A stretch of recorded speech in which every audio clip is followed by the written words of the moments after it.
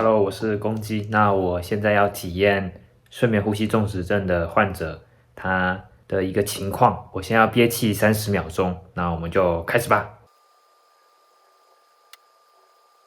我的心得就是憋气30秒，如果没有吸一口气的话，我是会觉得快窒息的那种感觉昏天暗地能呼吸的感觉很好，而且忽然呼吸这么大口气，我觉得非常舒服。